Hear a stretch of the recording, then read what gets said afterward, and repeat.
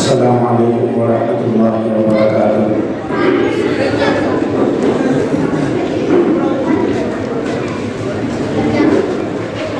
बिस्मिल्लाहिर्रहमानिर्रहीम। अल्हम्दुलिल्लाहि रब्बिल आलमीन वस्सलातु वस्सलामु अला सय्यिदिल अंबिया'i वल मुरसलीन ला इलाहा इल्लल्लाहुल हलीमुल करीम सुब्हानल्लाहि रब्बिल अशरफि वल्हम्दुलिल्लाहि रब्बिल आलमीन। क़ाल अल्लाहु तबारक व तआला फ़ी कलामिहिल मजीद वल फ़ुरक़ानिल हमीद। फ़अऊज़ु बिल्लाहि मिनश शैतानिर रजीम। बिस्मिल्लाहिर रहमानिर रहीम। रब्बना हब लना मिन अज़वाजिना व ज़ुर्रिय्यातिना क़ुर्रता अअयुन वजअलना लिल-मुत्तक़ीना इमामा।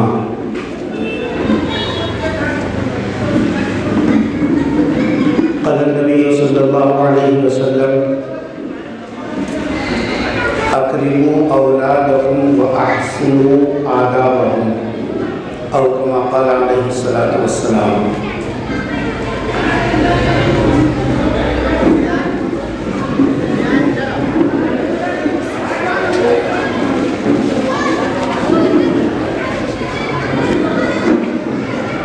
आज का ये जो इजलास है जिसमें ख़त्म नबूवत के तहत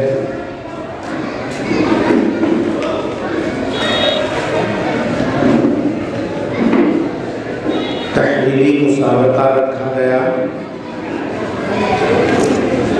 मैं आप हज़रात का क्या काम है वहाँ जो जिम्मेदार हैं हो जाएंगे।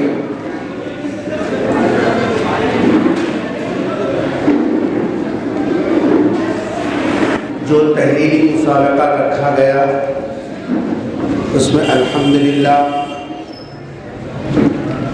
बहुत सारे तलबा और तालिबात ने हिस्सा लिया और उसके इनामात इंशाअल्लाह अभी हज़रत मौलाना अब्दुस्सलाम साहब दामत बरकातहू, मुफ्ती अब्दुस्सबूर साहब कासमी दामत बरकातहू और मुक़ामी ज़िम्मेदार हज़रात के हाथों क़ुरा के बाद अमल में आए हैं। कुछ लोगों को ये फिक्र भी हो रही होगी, लॉकडाउन के मरहले से अभी अभी हम लोग निकले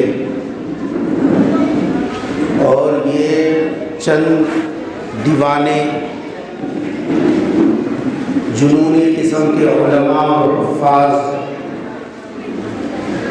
अपने जुनून के अंदर ये मुसाबक़े के मरहले को रखा और कई दिन से मुसलसल ये इजलास को कामयाब बनाने के लिए तगोदो भी कर रहे हैं, बड़े लोगों की मिन्नत समाजत भी कर रहे हैं और उसके लिए असबाब को मुहैया करने में लगे हुए हैं। आखिर ये इनकी फ़िक्रें किस बुनियाद पर हैं? कभी आपने मुफ्ती साहब दामत बरकातहू के ज़ुबानी आपने सुना, ये हमारी पेट की फ़िक्र से ज़्यादा अहम ये ज़िम्मेदारी है हिफाज़त ईमान की। और उस सिलसिले में जो काम की बातें थी अल्हम्दुलिल्लाह मकातिब के निज़ाम की, ख़त्म नबूवत के ताआवुन की और अपने बच्चों में अक़ाइद की तालीम की बहुत अहम और बुनियादी कामों की तरफ तवज्जो दिलाई। मैं इस वक्त आप हज़रात की अगर सुनने की तबीयत है और हमारी ख़वातीन जिनके बारे में बार बार ये ऐलान हो रहा कि बड़ी कसीर तादाद में हमारी माँ बहनें जमा हुई हैं, औरतें जमा तो हो जाती हैं मगर उनके साथ जो बच्चों का मसला होता है उसकी वजह से वो सुन नहीं पाती। तो तो वहाँ अगर कोई जिम्मेदार ख़वातीन है तो उनसे गुजारिश है कि 20 मिनट के लिए आप थोड़ा सा खामोश हो जाएं और फारिग हो जाएं। इंशाअल्लाह 20 मिनट में गुफ्तगू भी मुकम्मल होगी और इनामात भी तकसीम होंगे। और यहाँ बैठे हुए हजरात से भी गुजारिश है कि थोड़ा सा 20 मिनट और आप कुर्बानी दे लें। इंशाअल्लाह आपकी तवज्जोहात रहेंगी तो कुछ काम की बातें सामने आएंगी।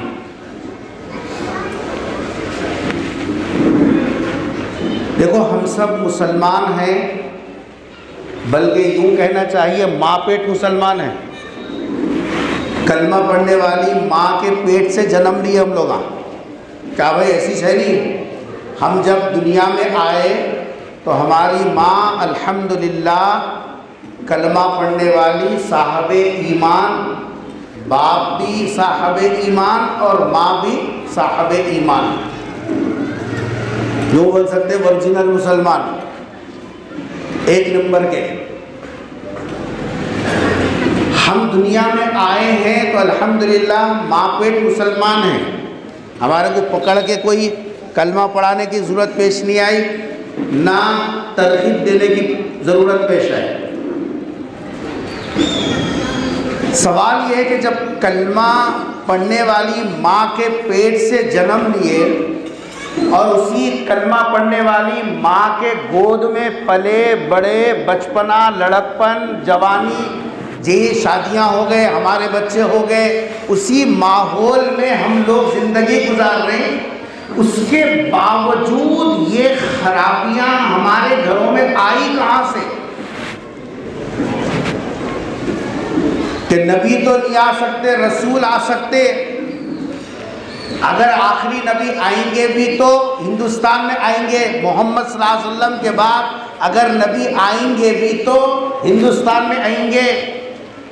इस तरीके की जो बातें हमारे घरों के अंदर आ गई, कहां से आई और क्यों आई? आप हजरात गौर कर रहे हैं, मेरी बात उर्दू समझ में आ रही है आप हजरात को? उसके 3 बुनियादी वजूहात हैं। अल्हम्दुलिल्लाह सबाहिया का निज़ाम जब से हम आँख खोले, मस्जिदों में कमेटियों के तहत में सुबह या शाम अरबी पढ़ाने का निज़ाम है कि नहीं है? क्या भाई बड़े लोग बोलिए, निज़ाम है नहीं है? हर मस्जिद में 19-20 के फ़र्क के साथ सबाहिया का भी निज़ाम है, मसाइया का भी निज़ाम है। और अल्हम्दुलिल्लाह हर महल्ले में या 2-3 महल्लों के बाद बड़ी बच्चियों की तालीम का नज़्म भी है, सब कुछ है। उसके बावजूद हमारे बच्चे ऐसे जहरीले अकाइद से मुतासिर हो गए और आइंदा भी अगर हमने आज उसकी रोकथाम नहीं की तो पता नहीं अंजाम कहाँ तक पहुँचने वाला। जलसे भी हो रहे माशाअल्लाह, जुमा की तकरीरें भी हो गई माशाअल्लाह। जी, अब तो जुमा की तकरीर की भी ज़रूरत नहीं है, जलसे की भी तकरीरों की ज़रूरत नहीं है, क्योंकि हाथ में खुद एक ऐसा आला आ गया, यहाँ बैठकर आप उंगली लगाइए, पूरी दुनिया के बेहतरीन खतीबों को आप सुन सकते हैं। इन सब के बावजूद हमारी तरफ से 3 कोताहियाँ हो रही हैं। बड़ों की खिदमत में, हमारे माँ और बाप की उम्र के जो लोग हैं उनकी खिदमत में ये मारूज़ा है। हमारी तरफ से 3 हिसाब कमज़ोरियाँ हो रही हैं, जिसकी वजह से हमारे बच्चे हमारे हाथ से निकल रहे हैं। पहली बुनियादी कमज़ोरी जो हमारी है, ओरिजिनल मुसलमान होने के बावजूद हमारे बच्चे गैरों के हवाले कैसे हो रहे हैं। एक माँ को अगर उसके गोद का बच्चा अगर हम छीन लें, कैसा झपट पड़ती। कमज़ोर भी है तो भी वो सामने वाले पर झपटेगी, क्योंकि उसके बस बच्चे के जिस्म को छीना जा रहा है। लेकिन वही बच्चा हमारे गोद में है, हमारे घर में है, हमारे दस्तरखान में है, उसके बावजूद उन बच्चों का ईमान छीना जा रहा है, उन बच्चों की फिक्रें छीनी जा रही हैं और हमको एहसास तक नहीं हो रहा है कि हमारे बच्चे हमारे हाथ से निकल गए। उसकी सबसे बड़ी कमजोरी हमारी ये है, मर्दों का, क्या बोला भाई, कई मुर्दों का समझेंगे तो हम लोग बहुत होशियार हैं। जामी दीनी मजलिस आ जाती, मुराक़बे में बैठ जाते, ख़त्म। हमारी आदत है वो मस्जिदों में बैठ बैठ के मुराक़बा ऐसा करते माशाअल्लाह, और उसके बाद बहुत बोले, अच्छा बोले, क्या बोले, क्या की बोले, मगर बोले बहरा।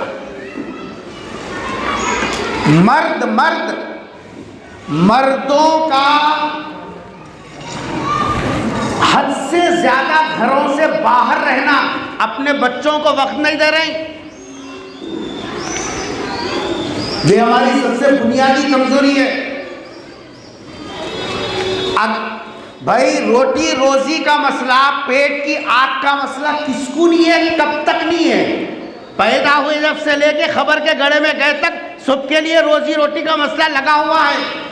क्या सहाबा को नहीं था, अंबिया को नहीं था, ताबईन को नहीं था, औलिया अल्लाह को नहीं था, शुहदा और सिद्दीकीन किसको नहीं था पेट का मसला? हमारे ये हिंदुस्तान को, जिसको औलिया की सरजमीन कहा जाता है, आपको मालूम है कि हिंदुस्तान में इस्लाम कैसे आया? हिंदुस्तान में इस्लाम आया और फैला मशाइकीन के जरिए से। मशाइख का मतलब है अहलुल्लाह, जिनके दिल की सफाई हो गई, अखलाक रजीला से जो पाक हो गए, उनको कहते हैं मशाइखीन। मशाइखीन के जरिए से इस्लाम हिंदुस्तान में आया। इसलिए हिंदुस्तान का कोई ऐसा इलाका होगा जहां आप जाएं, कोई अल्लाह वाला आराम न कर रहा हो। हर 100 किलोमीटर के अंदर आपको नजर आएंगे कहीं ना कहीं कोई ना कोई अल्लाह वाला आराम कर रहा है। ये औलिया की सरजमीन है। हमारे इस बसवा कल्याण के अंदर कितने अहलुल्लाह आराम कर रहे हैं। हिंदुस्तान में इस्लाम आया और फैला ये सब वो मशाइकीन के जरिए से, लेकिन इस्लाम चमका है, इस्लाम दिलों के अंदर उतरा है, इस्लाम निखरा है, तो उलमा की कुर्बानियों की वजह से चमका और निखरा है। इसलिए इन दो तबकों की जब तक कदर करेंगे, इंशाअल्लाह हमारी अगली आने वाली नस्लें ईमान के साथ महफूज रहेंगी। और जब इन दो तबकों की नाकदरी होगी तो ईमान का कोई भी साहब जो है यकीन नहीं है कि वो बाकी भी रहेगा या नहीं रहेगा। सबसे पहली कमजोरी हमारी ये है, मर्द आदमी बच्चों को टाइम देने के लिए तैयार नहीं है। मुंह धोए बगैर बिस्तर में से फोन आया तो निकल गया, बच्चे बिस्तर में जाने के बाद ही वो फिर घर को आराम है। खोलू के बैल के जैसा सुबह से शाम तक राबे जा रहा, उसको देना है, इसको निकालना है, वहां जाना है, यहाँ जाना। अरे अखल से पैदल पेट की फिक्र में सुबह से शाम तक चले गया, ये पेट की औलाद की ईमान की फिक्र भी तो करना। ये औलाद की फिक्र कौन करेगा? क्योंकि तेरे पास जो मोहब्बत की माया है, दुनिया में जो मोहब्बत बाप और माँ दे सकती है, दुनिया में कोई रिश्ता नहीं दे सकता। मर्द अफराद घरों से बाहर औरतों के हवाले कर दिए, और इस वक्त में औरतों का हाल ये हो गया कि वो लोग बच्चों की दीनी और ईमानी तरबियत से गाफिल हैं, नावाकिफ नहीं है, माफ कीजिएगा, वाकिफ हैं लेकिन गाफिल हैं।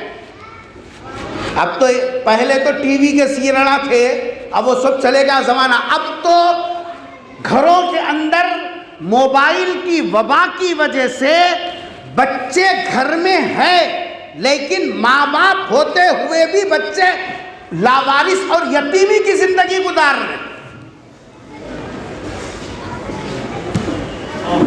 अगर आप मुझे माफ करें तो जुमला बोलूं, बच्चे यतीम नहीं हुए, बीवी भी बेवगी की जिंदगी गुजार रही, मर्द भी बगैर बीवी के जिंदगी गुजार रहा। मौलाना, इस वक्त जो मोबाइल का फितना है उसकी वजह से बीवी भी वो शौहर रखते हुए जी साहब जो है बेवगी की जिंदगी गुजार रही। कैसी जिंदगी गुजारी मालूम?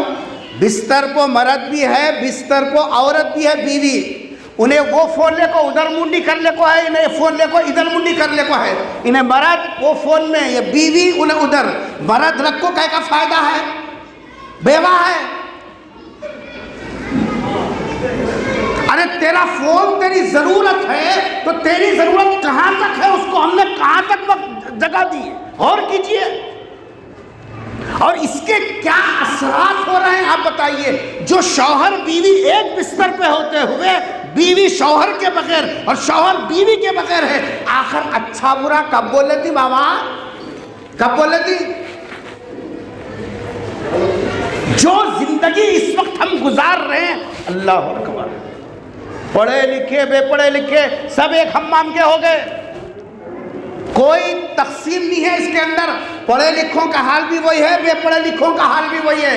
अब जब मियाँ बीवी के दरमियान में जब ये मामला है, ये औलाद को कोई पूछ को देखने का है जी। बच्चों को ढेकले दरवाजा लगा दिया, खत्म, जाओ रे कहाँ तो भी जाओ। अबे इतनी बड़ी जो गड़बड़ हुई वो बच्चों की वजह से हुई। किसकी वजह से हुई वो? क्या बादशाह अखलमंद हिसाब साहब समझ गलती हुई क्या? उसकी तरफ से नहीं हुई, बच्चों की। क्यों ढेकले जाओ रे क्या तो भी कर लो, दरवाजा लगा लिया अंदर।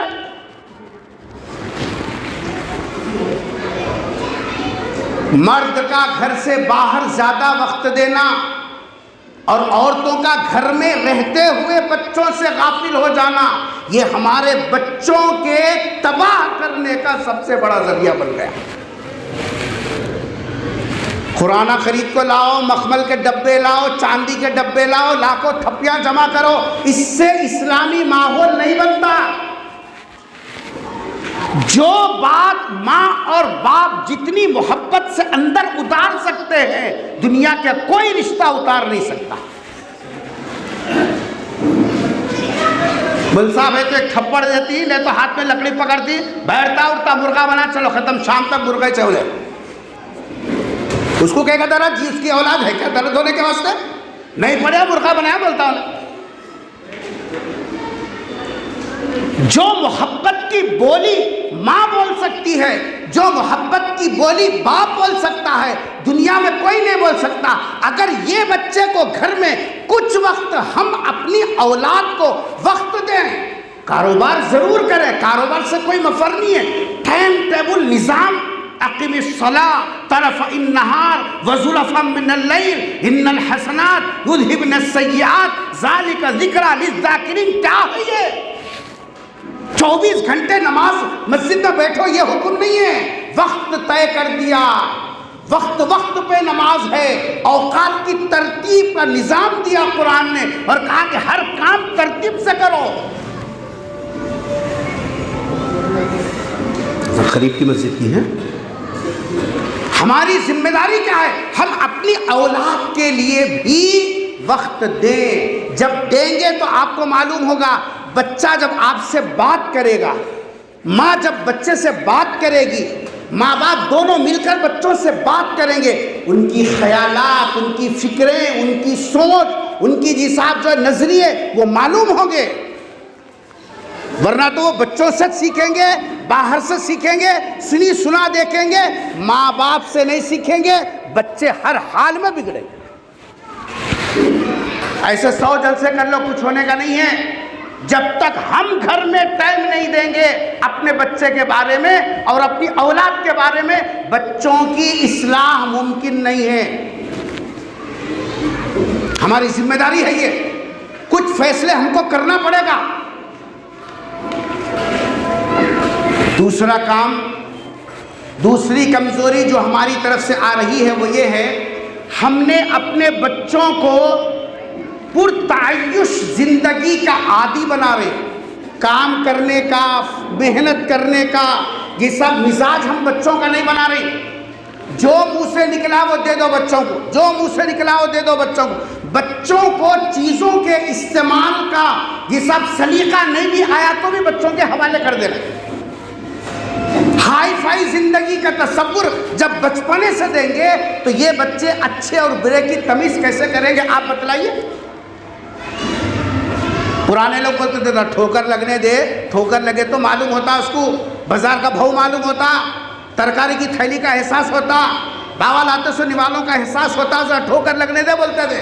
आज हमारे बच्चों को मुंह खुलने से पहले हलाल रहने दे, हराम रहने दे, अच्छा रहने दे, बुरा रहने दे, कहाँ से तो भी लाना है। जो बच्चा बीवी बोली वो लाना देना, लाना देना, लाना देना। नतीजा ये हो गया कि उन बच्चों को अच्छे और बुरे की तमीज़ खत्म हो गई। नतीजा क्या हो गया, बच्चों के अंदर ऐसी बुरी आदतें आ रही हैं, सुनने के बाद जी साहब जो है कलीजा मुंह को आ रहा है। और ये सब क्या है, ये सब नतीजा ये है कि हमने बच्चों को बचपने से आदत डाल दी है पुरतायुश जिंदगी, बस बेटा आराम से रहो, मैं रह तक कहीं पर फिक्र करता रहे, मैं रह तक डालता हूँ, उसके बाद का देखा जाएगा। सहाबा किराम की तरबियत का निज़ाम निकाल के देखो, हजरत सहाबा ने अपने बच्चों की तरबियत कैसा की, किस नहज पर की, उनको किस तरीके से तैयार किया। आज हमारे पास वो निज़ाम नहीं है। बच्चा आप बोलिए सबाही में आज से 10 साल से नूरानी क़ायदा लग जा रहा, तो आज भी नूरानी क़ायदा लेको चाह रहा हूँ, जा रहा भी वही चो, आ रहा भी वही। अगर स्कूल में वही बच्चा 10 साल वही किताब लेके चले गया, खामोश बैठते हैं, यहाँ कहीं को खामोश है, पढ़े तो कितना, नहीं पढ़े तो कितना, खबर का चिराग है, कैसे तो मोमबत्ती है तो बस से वहाँ है तो पेट का मसला है ना जी, नौकरी नहीं मिलती, इस वास्ते 250 साल की वही क्लास में, यह साल की वही क्लास में कैसा रहता रहे, चल तेरे प्रिंसिपल से बात करेंगे बड़ा। और यहाँ मस्जिद में 10 साल से नूरानी क़ायदा ले रहा, जा रहा आ रहा, जा रहा आ रहा, बाबा किताब फटी कहता और खरीद ले रहे वहाँ 10 रुपए की। कभी किसी दिन बैठा नहीं, कभी किसी दिन पूछा नहीं। इसलिए मुफ्ती साहब जो मकतब बोल रहे ना, वो तसव्वुर वो सबाइया मसाइया का नहीं है। हमने अपनी औलाद को अपने हाथों से खराब किया, और इसमें पढ़ाने वाले मुफ्ती साहब का भी कोई दोष नहीं है। अकेले को लाके सर पे 100 बच्चे डाले, कैसा पढ़ाता जी, तो बोलो कैसा पढ़ाता, आदमी से राव ने एक इमाम 100 लोगों की भावच के जैसा हाल है। पूरे महल्ले की गरीब की जोरू सबकी भाभी लाखों रख दिए, बस 100 बच्चे पढ़ा रहे, कैसा पढ़ाता, नहीं पढ़ाया तो दूसरे दिन मस्जिद से निकाल देते, खत्म। इमाम साहब को तनख्वाह बहुत हो गई, बच्चों को नहीं पढ़ा रहे। अरे सोचना भी ना कमेटी वाले, 100 बच्चों को एक उस्ताद पढ़ाएगा कैसा। इस वक्त से 5 साल से नूरानी क़ायदा लेको जा रहा, लेको आ रहा, लेको जा रहा, लेको आ रहा, उन्हें भी बाबा को भी धोखा दे रहा, उन्हें बस साहब भी टिक टिक टिक टिक टिक टिक टिक, जाओ रे अरबी जाओ, जाओ रे अरबी को जाओ, जाओ रे अरबी को जाओ, बोले तो अरबी आती, जाके आने के बाद मौलवी साहब सबक कहाँ दिया बता। मगरिब के बाद बैठ के पढ़ाना, कौन सा सबक पढ़ाए देखे कभी तो भी। सोफा होना बोले सोफा लेको आए, गाड़ी बोले गाड़ी लेको आए, वो कलर का कपड़ा बोले वो कलर, ऐसी ऐश की जिंदगी गुजार रहे, लेकिन औलाद की इन जरूरतों की तरफ तवज्जो नहीं है। और तीसरी कमजोरी जो हमारी हो गई वो ये है कि हम अपने बच्चों से बातचीत करने में पता नहीं कहीं का हिजाब। गौर करो, यूरोप के समाजी मसाइल को पढ़िए, पता चलेगा। नफ्सियाती डॉक्टर जो बता रहे वो क्या है, भाई बच्चे से आप अपनी बातें शेयर कीजिए। इसीलिए निज़ाम क्या है हमारे पास, हमारे पास निज़ाम है घर में एक टाइम तो भी कम से कम इज्तिमाई खाना खाना। इज्तिमाई बोले तो सब मिलके खाना खाओ, सुबह में नहीं हो सकता, शाम में खाओ, शाम में नहीं हो सकता तो, मगर दिन भर 24 घंटों में एक मर्तबा माँ बाप अपने बच्चों को साथ में लेकर खाना खाएं। है का तो भी घर में निज़ाम। उन्हें आया चिप्पे में डाल लिया, वहाँ बैठा खाया, उन्हें आई सोफे बैठी उन्हें खाई, अम्मा आई और किचन में खड़े खड़े खाना खाई, ये सब बहू आई वो पका ले गई खा ले गई, वहाँ चिप्पे डाले तीन तीन टाइम के चिप्पे वहीं पड़े हुए हैं। यहाँ पे देखो, सामने का पल्लो सीधा है, पीछे का पल्लो सीधा है। जी साहब, सेल्फी में बराबर आती हूँ। अम्मा, तुम्हारी मकसद जिंदगी सेल्फियाँ नहीं है। जो बच्चे घर के अंदर अकीदे दुरुस्त नहीं करे, जिन बच्चों के आमाल की फिक्रें घर के अंदर जी साहब पुख्ता नहीं हुई, दुनिया का कोई कारखाना नहीं है जहां जाने के बाद हमारे बच्चों के अकीदे मजबूत हो जाए। बच्चों से बात कीजिए, कई की झिझक है, कई का डर है बच्चों से बात करने के वास्ते। अरे बच्चे माँ बाप से अपने ये सब ख्यालात शेयर करते हैं और माँ बाप अपने ख्यालात बच्चों को मुंतकिल करते हैं। बच्चों से बात करने में कई की झिझक। हाँ, एक उम्र को पहुंच गया, बीवी बच्चे वाला हो गया, उन्हें भी दामादान होता जी साहब वाला हो गया, अब बात करने में जरा झिझक होती हुई। नफ्सियाती डॉक्टरों से पूछिए, माँ बाप जितनी खुलूस के साथ बच्चों को राय दे सकते हैं, दुनिया में कोई नहीं दे सकता। एक तो हम वक्त नहीं दे रहे, दूसरा उनको मेहनत का आदी नहीं बना रही। मेहनत की आदत हम अपने बच्चों में से ख़त्म कर दे रहे हैं। और तीसरे, उनसे हम बात करने के लिए तैयार नहीं है। अब आप बोलिए, इस मुसाबके में जी साहब 12वीं क्लास तक के बच्चे हिस्सा लिए, 12वीं क्लास तक, 12वीं क्लास में तो 10वीं के लिए 14 साल की उम्र, 15-16 साल की उम्र से अबव बच्चे इसमें हिस्सा लिए। ऐसे बच्चों का जहन पुख्ता हो गया, नहीं हो गया? अब ये बच्चे लिख रहे हैं कि साहब नबी तो नहीं आ सकते, रसूल आ सकते, तो आप बोलिए हमारे वालिद साहब की ज़ुबान में ये मुदला हो गया। मुदला उर्दू आती ना है, निज़ामी स्टेट है ना है, हाँ, मुदला। मुदले को अगर आप जेसीबी लगा के भी सीधा करो, सीधा नहीं होता। कौलार है तो खिद सीधा हो सकता। 16 साल में अकल पुख्ता हो गई, अब तुम परेशान है कि ऐसा कैसा हुआ। तुम कभी बैठते, तुम्हारे जी साहब आपस में गुफ्तगू करते, अज़ा में नाम आता अशहदु अन्ना मुहम्मद रसूलुल्लाह, तो बताते कि सरकार यहाँ पैदा हुए, उनके अब्बा का नाम ये था, उनके नवासों का नाम ये था, उनके नाती जी साहब पोतियों का नाम ये था, इनका नाम ये था। अगर आप नवासियों की तफसीलात, बेटों की तफसीलात बताते तो ये बच्चे माँ बाप से सीखते। इसलिए इस मौके पर चूँकि वक्त बहुत तंग है और लंबी गुफ्तगू का मौका भी नहीं है, यही आप हज़रत 2-3 अढ़ाई घंटों से मुस्तकिल बैठे हुए हैं और माँ बहनें भी यहाँ जमा हैं। इसलिए आपकी खिदमत में गुजारिश ये है, अपने बच्चों पर रहम कीजिए, बच्चों पर रहम कीजिए। और उसके लिए मर्द भी अपना निज़ाम शेड्यूल बनाओ, कारोबार को जाइए, कुछ भी जाइए भाई, गवर्नमेंट की तरफ से 8 घंटे ड्यूटी करना है, और ड्यूटी भी करा, और टाइम भी करा, 10 घंटे ज़्यादा हो गए। 24 घंटों में से 10 घंटे बाहर रहा, 1 घंटा 2 घंटे घर में बच्चों के लिए वक्त बैठो। बच्चे पढ़ते नहीं पढ़ते, घर में बाप का रहना अज़हद ज़रूरी है तरबियत के लिए। बाप के बगैर तरबियत बहुत मुश्किल है। माँ भी और बाप भी, दोनों भी फ़ोन इस्तेमाल कर रहे हैं, आप कीजिए। और अल्लाह के वास्ते, हमें उलमा की मौजूदगी में बोल रहा हूँ, मैं सबसे गुजारिश कर रहा हूँ, फ़ोन आपके बिस्तर के हुदूद से बाहर, नौजवान समझ रहे मेरी बातें, आपका फ़ोन आपके बिस्तर के हुदूद के बाहर निकाल कर फेंको एक मरतबा। मर्द नहीं सुनता, मर्द जी साहब, बीवी नहीं सुनती, निकाल कर फेंको, वरना ये इज़्दिवाजी ज़िंदगियों के जो ख़तरात हैं उससे कोई नहीं बच सकता। वरना एक दारुल क़ज़ा भी पूरा नहीं होगा, दसियों हर गली दारुल क़ज़ा खोलना पड़ेगा।